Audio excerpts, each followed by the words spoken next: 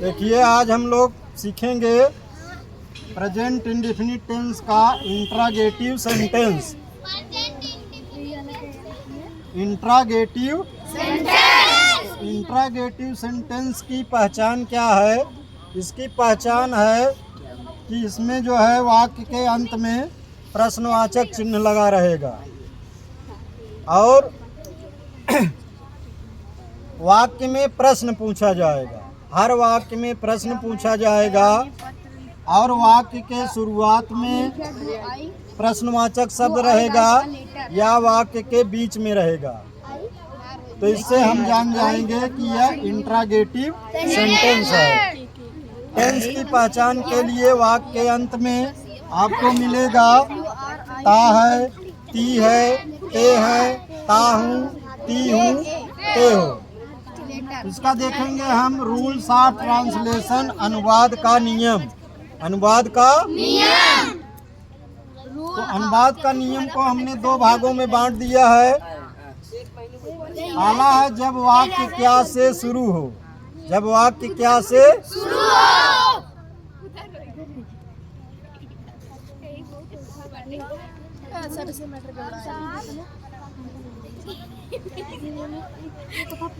जब वाक्य क्या से शुरू हो तो सबसे पहले हम लिखेंगे डज या डू। डज या डू। उसके बाद लिखेंगे सब्जेक्ट। सब्जेक्ट के बाद वर्ब का फर्स्ट फॉर्म। वर्ब का।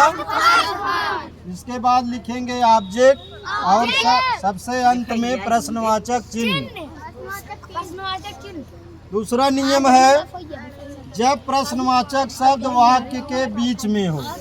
जब प्रश्नवाचक शब्द वाक्य के बीच में हो तो सबसे पहले लिखेंगे प्रश्नवाचक शब्द की अंग्रेजी।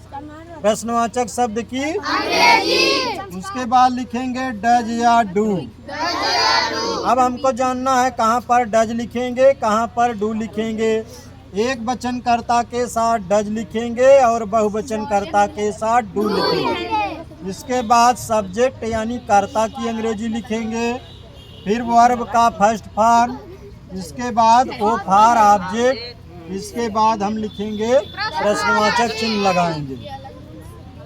तो यहाँ आपके लिए वाक्य दिया गया है कि क्या वह दूध पीता है। क्या वह दूध पीता है। तो यहाँ वाक्य की शुरुआत क्या से हो रही है? वाक्य की शुरुआत तो यहाँ सबसे पहले लिखा गया है कि जब वाक्य क्या से शुरू हो तो सबसे पहले लिखेंगे डज या डू। डज या तो डज या डू लिखने से पहले हम देखेंगे कर्ता। कर्ता एक वचन में है कि तो यहाँ कर्ता जो है एक वचन में है वह। तो इसलिए यहाँ पर सबसे पहले लिखा गया डज। क्या लिखा गया? अब इसके बाद लिखा गया कर्ता की अंग्रेजी ही। इसके बाद क्रिया, वर्ब का फर्स्ट फॉर्म ड्रिंक। इसके बाद लिखा गया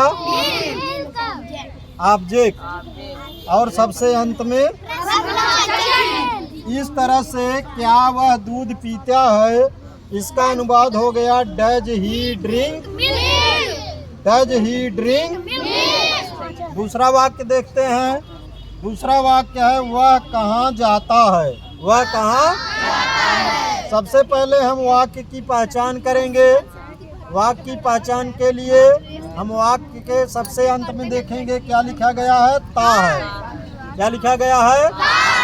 तो इससे हम जान गए कि यह प्रेजेंट इंडेफिनिट। Present indefinite.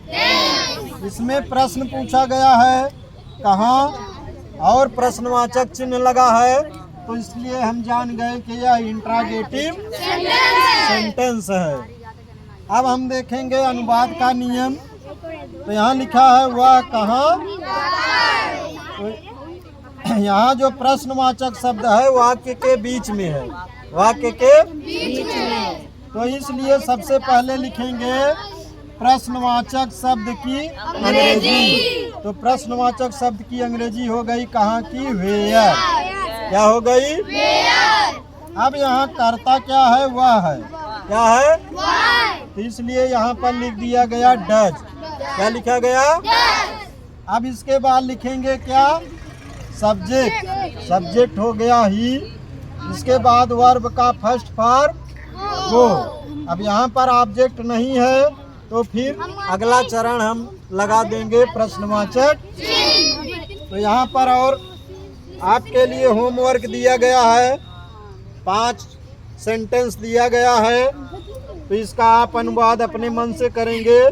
तुम क्या खाते हो? तुम क्या खाते हो? क्या वे स्कूल जाते हैं? क्या वे स्कूल जाते हैं? कुत्ता क्यों भौंकता है? कुत्ता क्यों भौंकता है? रोहन बाजार क्यों जाता है? रोहन बाजार क्यों जाता है? क्या मैं पत्र लिखता हूँ? क्या मैं पत्र लिखता हूँ?